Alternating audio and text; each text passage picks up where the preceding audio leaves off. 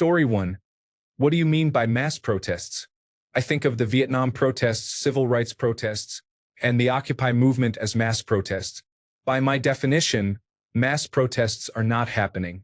If you think the Tesla dealership protests or the Fight Oligarchy rallies held by Bernie Sanders are mass protests, know that these are being reported on, as well as many contentious town hall meetings led by congressional representatives, by public television stations, National Public Radio, and the Associated Press, none of which are owned by wealthy individuals. The United Kingdom's Guardian and the British Broadcasting Corporation, also not owned by wealthy individuals who might suppress such stories, are not reporting mass protests either. However, they are reporting on what is happening with Tesla, the Sanders rallies, and the town halls. Story 2. Do you have any idea what the protesters are opposing? They are opposing wealthy individuals. And do you know who owns all of the broadcast news agencies? If you guessed wealthy individuals, then you are correct. It is in the media's best interest to refrain from publicizing that their owners are unpopular. That would be unwise. That is not how capitalism works at all. It would be the most foolish action they could take if they care about their own survival. Story 3. One of the most common tactics of an authoritarian government is to suppress information and eliminate nonpartisan media. Story 4. This is a mass protest that isn't happening in the United States. Story 5. Bless your heart. Once hundreds of thousands are in the street, that is when it gets noticed and is hard to ignore. You need more people. Story 6. The issue is that they aren't large enough at the moment. The media won't report on small protests. However, even if they grow, I am not certain the media will cover those either. They are still in a state of gradual change. Story 7. These protests may be less significant and newsworthy than perceived. While there may be an agenda to minimize coverage of protests, a small group of individuals believing they can change society because of a personal decision about fast food is unlikely to capture the attention of news viewers or be as impactful as suggested. Story 8. What is newsworthy about 25 elderly, upset individuals standing outside a car dealership or a fabricated town hall meeting? Story 9. Because these are not mass protests. The majority of the county voted for this. Reddit is not a good representation of what the country is doing. Story 10. Because they are not very large, protests are not impressive when one school bus carries more people. They appear on local news and we all see the crowd size. We read a few signs and observed the superfans who are convinced that people still care about street theater. Story 11. Because they aren't actually mass protesting, the same reason I've never seen it happening in person. It's a Reddit echo chamber. Most people do not care. Story 12. Reddit would have you believe it is far more significant than it actually is. What kind of protest has a start and end time? You protest and make yourself a nuisance until change happens, but instead, people just leave once their phones die and they can't scroll on social media anymore. Story 13. They are not mass protests. It is small groups of people offended by everything who cannot decide what they love or hate. Story 14. Because they aren't mass. I have yet to see one on Reddit or in person that is bigger than a local sporting event, and they are usually shorter in duration than those sporting events. Story 15. Because no average American cares about what these individuals are protesting for. That's why Trump is in office. Everyone is tired of this current thing culture represented by the left. Story 16. A group of entitled individuals who have never worked a day in their lives and are funded by activist organizations do not represent genuine protests. Story 17. For the same reason that you see ads for Lockheed Martin, Boeing, and other government contractors on CNN, even though you can't buy a single thing they make. So why are they paying to advertise on CNN? They're paying for positive CNN coverage, while protesters are not. As usual, the answer to why is money. It's all payola. The media are influenced by wealthy elites. Pay them enough and they would start singing the Internationale on the 4th of July. Story 18. In addition to other people's answers, protests have become less effective at creating change in recent years as oppressive and authoritarian regimes have learned to ignore them. To effectively topple oppressive regimes, people must move beyond performative protests and persistently undermine the basis of support that these regimes rely on to maintain power. It is essential to recognize that the Trump organization functions as an organized crime family closely connected to the Russian mafia. Trump is a clear Russian asset. They are simply ignoring and mocking mass protests, similar to how Putin operates in Russia, where rigged elections and a complicit media prevail. Story 19. The news often focuses on protests only when they turn destructive. When protests are peaceful, they receive little coverage. However, the moment a single individual escalates a situation, it is used to discredit all protests everywhere. Story 20. Who controls the media again? Oh right, the wealthy individuals who are aligning themselves with Trump. Story 21. There is no reason to broadcast what is happening. The message is too vague, there are not enough protests, and there is no leader. Story 22. For 2 reasons. 1. Major news networks need stability to remain profitable. The protests are not particularly newsworthy in the grand scheme of things. Story 23. The same side is fighting each other over who is more right, which resembles contests of bravado, and there are smug individuals who believe they have done their part by not buying a car that most of us cannot afford anyway.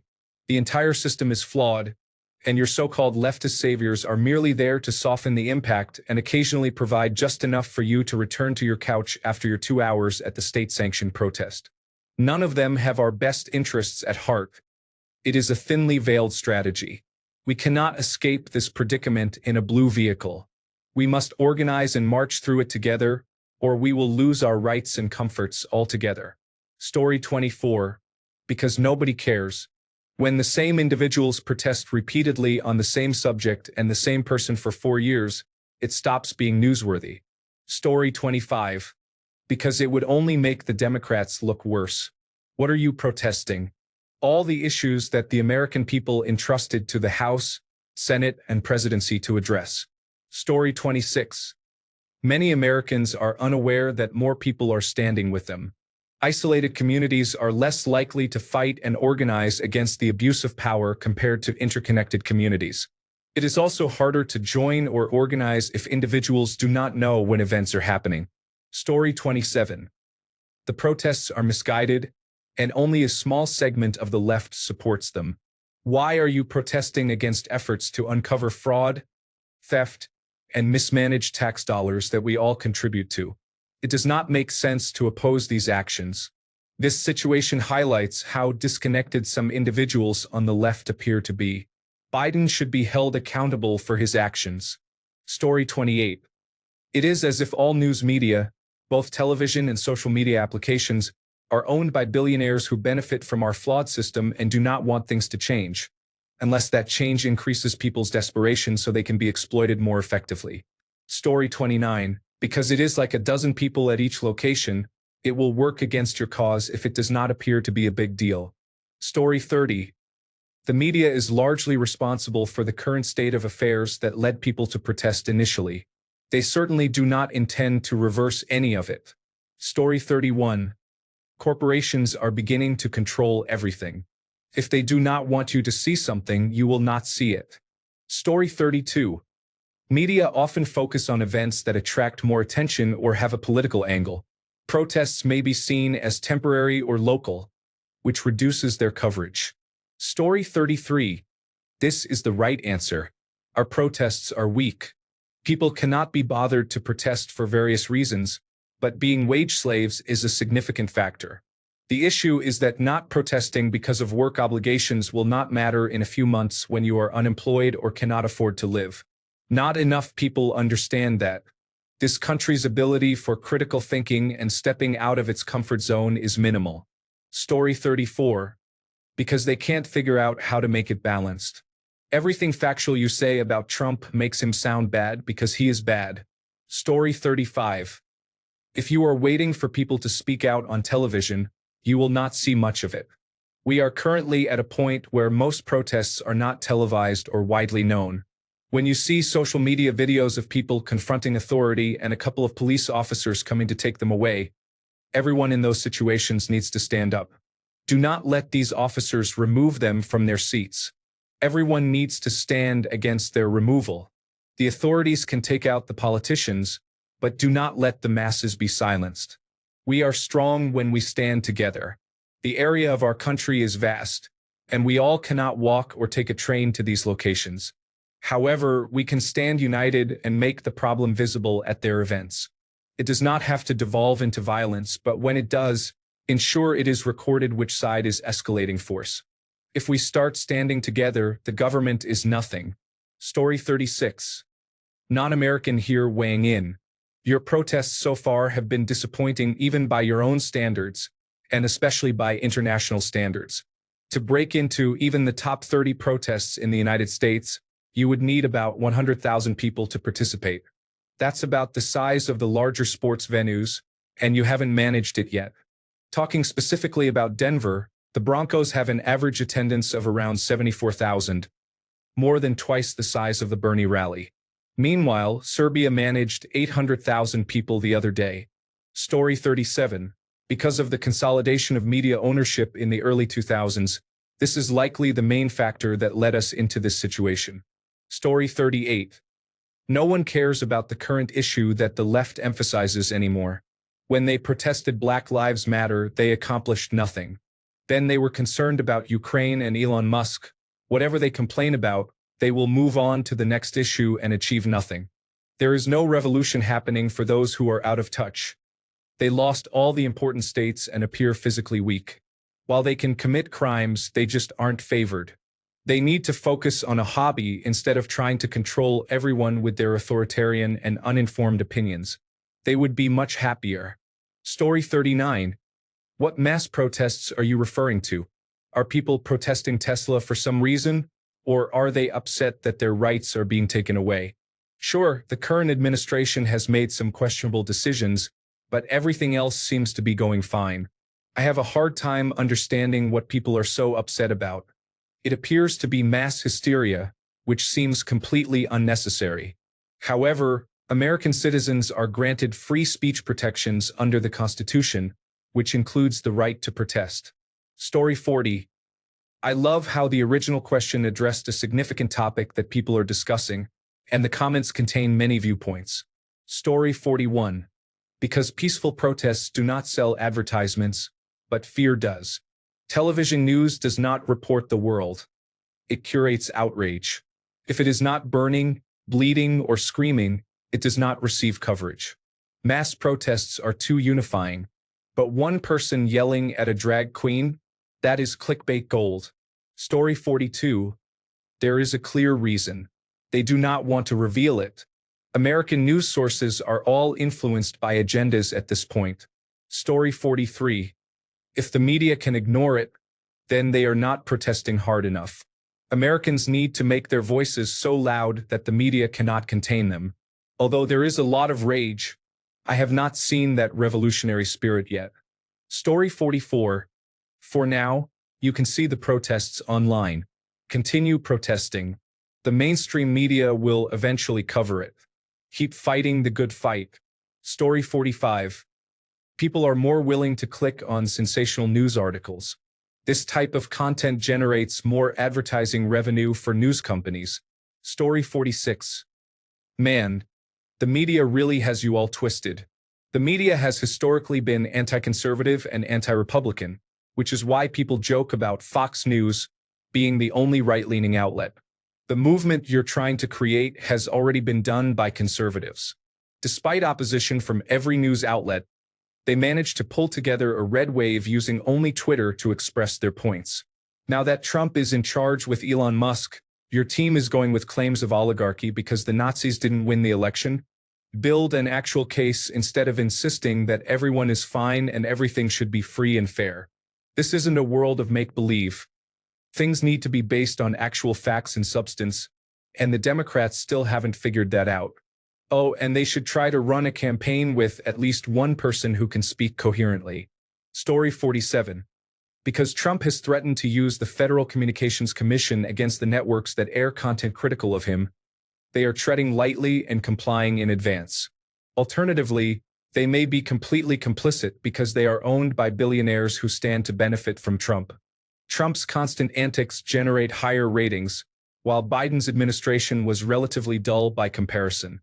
It's akin to reality television. Story 48. 1. The media is controlled by the bourgeoisie. They do not want these issues publicized. Liberals struggle with protesting effectively. Holding signs and asking politely do not bring about change. They do not understand that the government is meant to serve them rather than the other way around. Instead of asking the government, they should create the change themselves. While their cause was misguided and harmful, this is something the events of January 6th got right. These protests lack meaning without organization. Spontaneous actions tend to fizzle out. It is difficult to organize genuine leftist protests because there is often infighting among leftists. Liberals infiltrate and undermine leftist movements, and there are not enough leftists present. Story 49.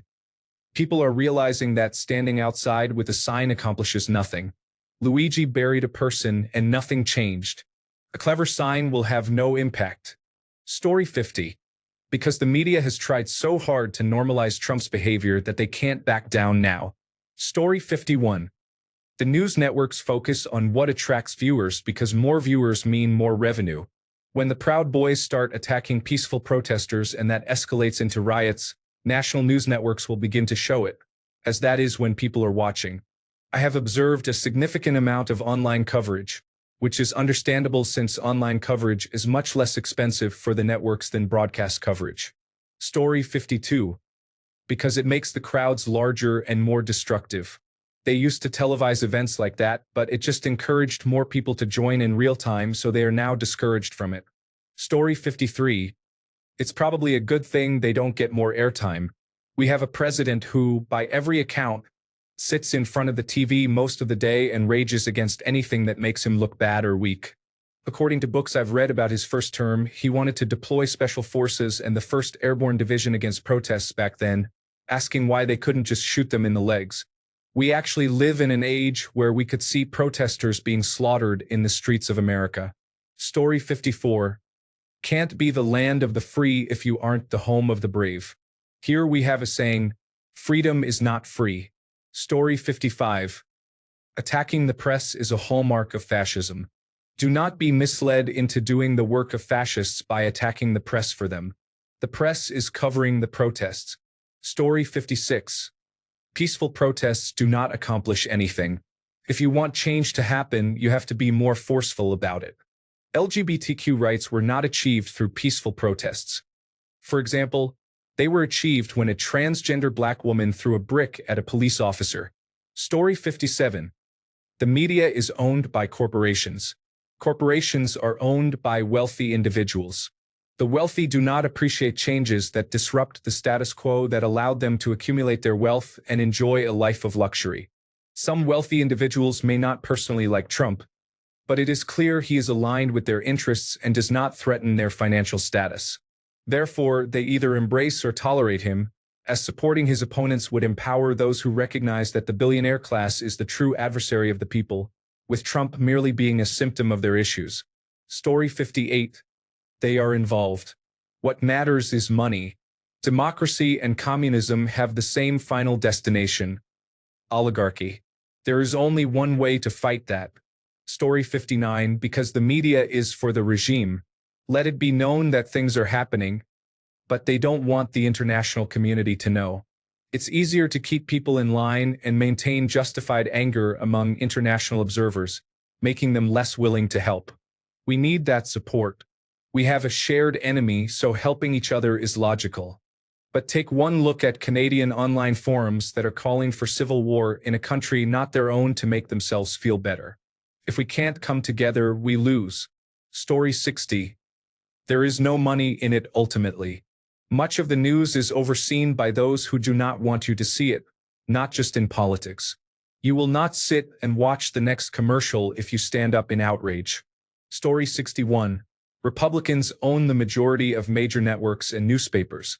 They ultimately decide what gets broadcast or published. Story 62. For the most accurate information, I recommend reading Manufacturing Consent by Edward S. Herman and Noam Chomsky. Alternatively, you can search for their propaganda model. Story 63. You know how they say there's no such thing as bad press? That's a lie.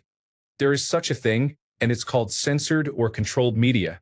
No press exists only because they don't want to fuel the fire and help these protests, which are against corporate interests and the same interests of the media, gain traction. The revolution will not be televised. Story 64. Legacy television, like newspapers but to a lesser extent, has generally not been profitable for several decades. This means that the only people interested in owning these entities are not acquiring them for profit alone, but rather to control the content so that their other ventures can be profitable.